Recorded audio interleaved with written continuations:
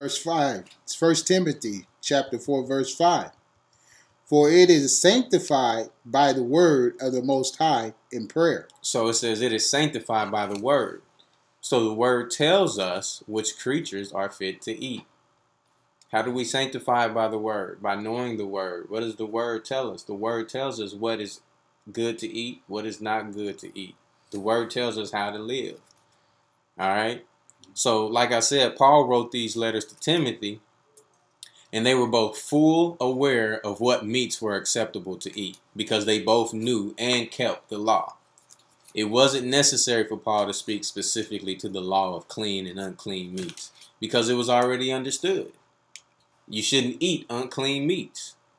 But there was some confusion concerning the consumption of clean meats that had been offered up to idols. This is the meat that Paul is writing to Timothy about. Now, by using precepts of Paul's own letters, I want to explain why Paul had to address this issue of abstaining from meats. So let's leave 1 Timothy, and let's jump into 1 Corinthians chapter 8.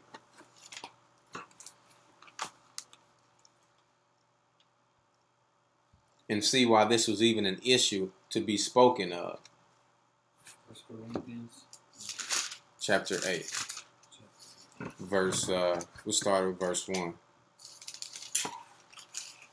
We created the sharks, but we're not swimming with them. Right. First Corinthians chapter 8, verse 1. Now as touching things offered unto idols, we know that we all have knowledge. Knowledge puffeth up, but charity edifieth. So it says knowledge puffeth up, which basically means it makes one's haughty or proud or, boastful about the knowledge that they have. It says, but charity edifieth. And when somebody is edified, it means they're built up. It encourages. Charity encourages and promotes a brother. So he's saying here, we all know about these things that are offered to idols. We are knowledgeable of it. This is kind of a preface before he goes into his point. But don't let your knowledge of these things cause you to become haughty or proud, but rather let it give you charity to build others up. All right, let's continue with verse 2. Verse 2. And if any man think that he knoweth anything, he knoweth nothing yet as he ought to know. Verse 3. But if any man love the Most High, the same is known of him. So it's saying anybody, if any man think that he knoweth anything, he knoweth nothing yet as he ought to know. And see, as I realize, as I begin to know things, as I continue studying and reading, I realize how much more I don't know. So for someone to sit down and think that they know it all, regardless of how long you've been studying, whatever the topic is, that's you being lifted up in your pride. And that's what he prefaced off by saying not to just be, knowledge puffeth up. You learn something to start thinking that you know it all. Whereas you don't know anything. But it says, but if any man love the Most High, the same is known of him. It's known of him by his actions, by his charity, which edifieth. All right. Go ahead with verse 4. Verse 4. As concerning, therefore, the eating of those things that are offered in sacrifices unto idols, we know that an idol is nothing in the world.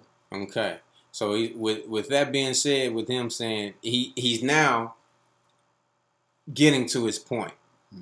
He says, as concerning. He started out talking about not being puffed up in knowledge and knowing and, but be charitable. But he said, now as concerning eating those things offered to sacrifices. So take in mind what I just said as I start talking about things that are offered to sacrifices. And then he goes on and he says, an idol is nothing in the world. Meaning idols have no power over the righteous. Continue. He's gonna make that claim. Continue. In the middle of verse 4, and that there is none other but the Most High, but one. It's saying there's no other but the Most High. Continue. Verse 5. For though there be that are called gods. And we understand that gods, when it's saying gods, it means powers. Mm-hmm. You know, whether it's a celestial power or a terrestrial power, whether it's a power from the stars, like a fallen angel, like Lucifer, mm-hmm. or it's a power of a king or something. Mm-hmm. We understand that when the scriptures use God, it's more of a title of power. Continue. For though there be that are called gods, whether in heaven or in earth, as there be gods many and lords many. And just like you'll hear like the Europeans or the English, you know, they have lords over in England. Mm-hmm. You know, that's a title. It signifies what power he has on the earth over what particular part of land. You know, those who are related to the royalty mm-hmm. may be called lords, you know. Mm-hmm. Okay, continue. Verse 6. But to us there is but one, the Most High, the Father, of whom are all things, and we in him, and one Lord, Yeshua Christ, by whom are all things, and we by him. So he's saying, even though there are those people that call upon idols as gods and lords, he's like, but to us who know the truth, mm-hmm. there's but one power. That is the Most High. Mm-hmm. And there's only one Lord. And that's his son, Yeshua. Mm-hmm. That is the almighty power. Ahaya. Okay? So continue. Verse 7. Howbeit, there is not in every man that knowledge. For some, with conscience of the idols unto this hour, eat it as a thing offered unto an idol. So now he's bringing some understanding on the whole thing. He's saying, even though we understand that the Ahaya is the almighty power and his son Yeshua is the only Lord, there are those who are unaware of this thing. Mm-hmm. And they look to idols and call these other idols gods. Mm-hmm. It says, for some with conscience of the idol unto this hour eat it as a thing offered unto an idol. Mm-hmm. So some people eat these meats that he's speaking of as an act of worship toward these idols. Mm-hmm. Okay, continue. Verse 8. Finish verse 7. Verse 7.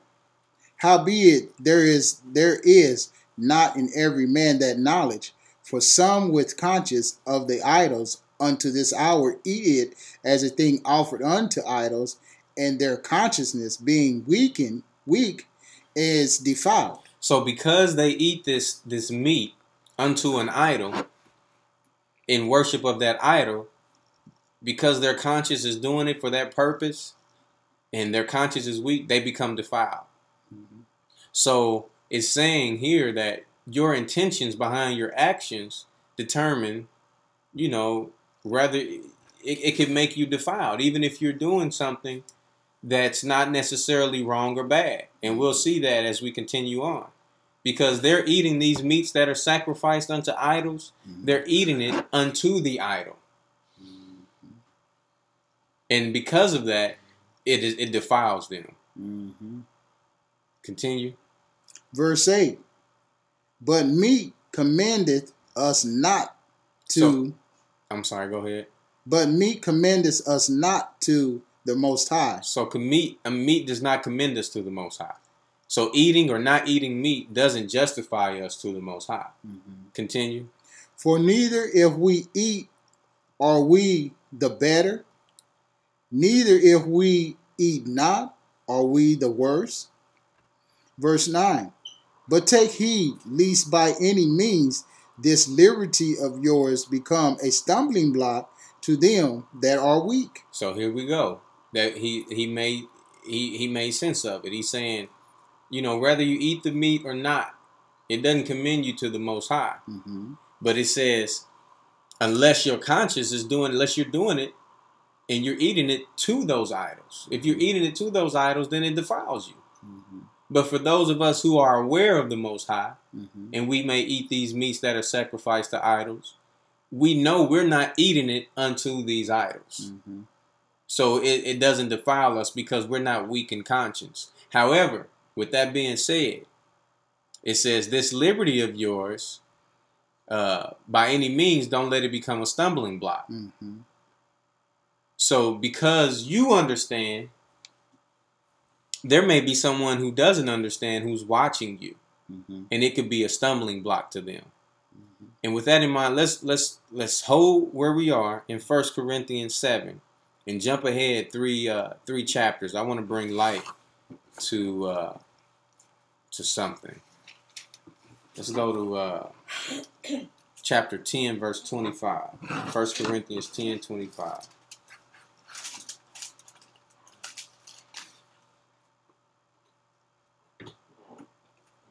First Corinthians chapter 10, verse 25. Whatsoever is sold in the shambles that eat, ask no questions for conscience' sake. And see, I want to bring out this scripture because it's another scripture that's used to say, you know, anything is all right to eat. But what is not highlighted when people reference this scripture is exactly what he's talking about. When you do the research on that word shambles, you find out that the shamble was a market. And here it is, I got from a commentary. It says, whatsoever is sold in the shambles, referring to the scripture we just read, it means in the market. The meat of animals offered and sacrificed would be exposed there to sell as well as other meat. The apostle says that it might be purchased, since the mere fact that it had been offered and sacrificed could not change its quality or render it unfit for use. So because it was offered to an idol, it doesn't make it unclean. So he's saying here in verse 25, he's not saying not to worry about what kind of animal it is or what kind of, whether it's clean or unclean. Go ahead and eat it if you buy it from the shambles. It's saying, it's bringing light to the fact that you can eat meat that is bought from the shambles, because the meat that was being sold in the shambles oftentimes was meat that had been sacrificed to idols. See, and every time Paul is referencing meat, most times anyway, he's referencing eating meat or not. It's not about saying that you're free to eat pork or you're free to eat any other kind of unclean animal. It's the topic that is being addressed in all these letters, whether it's to Timothy or Corinthians or whichever epistle he's writing to. It was a common issue among the churches of eating, of whether or not it was all right to eat meat that had been offered to idols. And so he had to address this topic a few times.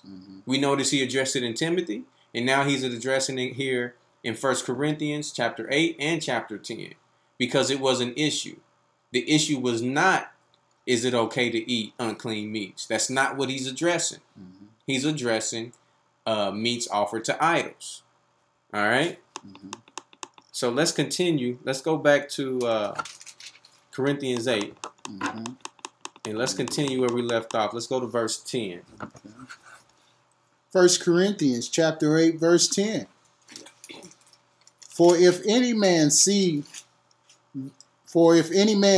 thee, which has knowledge, sit at meat in the idol's temple, shall not the conscience of him which is weak be emboldened to eat those things which are offered to idols? So just like I was continue. Verse 11. And through thy knowledge shall the weak brother perish, for whom Christ died. So, because some might believe that it is sinful to eat meat sacrificed to idols, be cautious. Be cautious of your liberty, like the verse 9 said, so that your liberty is not a stumbling block to someone who has a weak conscience.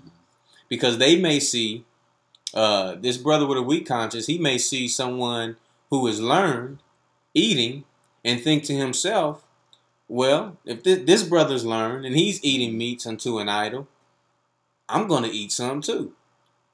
And this unlearned brother is going to eat it unto the idol, thinking it's all right. But if they are unlearned concerning the meat and they eat it thinking that those who eat it as a thing that is offered unto an idol, then they are defiled. And that's what it was saying, to be aware, those whose conscience is weak and eat it unto the idol, they will be defiled. Mm-hmm. So this scripture is saying, take heed of your liberties and your audience, so as you don't offend another brother. Mm-hmm. Continue verse 12. Verse 12. But when ye sin so against the brethren and wound their weak consciousness, ye sin against Christ. Verse 13. Wherefore, if meat make my brethren to offend, I will eat no flesh while the world standeth, lest I make my brother to offend. So Paul is saying here, so if me eating meat offends my brother, mm-hmm. as long as I live, I will not eat another piece of meat, because I don't want to offend my brother. Because he's saying, if you wound those with a weak conscience, that sin is against Christ. So Paul is saying, for the sake of thy brother, if I have to not eat meat, mm-hmm. then I won't, for his sake. Not because it's wrong, mm-hmm. but because I don't want to lead this brother into with a weak conscience into a sinful act. Mm-hmm. So this is why Paul wrote Timothy concerning those doctrines of devils, mm-hmm. teaching to abstain from meats in 1 Timothy. It was being taught that meats unto idols wasn't fit for consumption. Mm-hmm. But Paul tells Timothy that these meats are fit for consumption to them that which believe and know the truth. Mm-hmm. What truth? The truth of the law. Mm-hmm. And the truth that clean meat offered to idols is fit to eat. Because the idols are nothing to those who serve the Most High. Okay. It was also important that Paul address this matter because they sought to judge those that ate this meat. Mm-hmm. So not only were they saying to abstain from eating these meats that have been sacrificed to idols, mm-hmm. but they were looking to judge you if you ate them. So let's go to Romans, mm-hmm. chapter 14, mm-hmm. and we'll start with verse 1.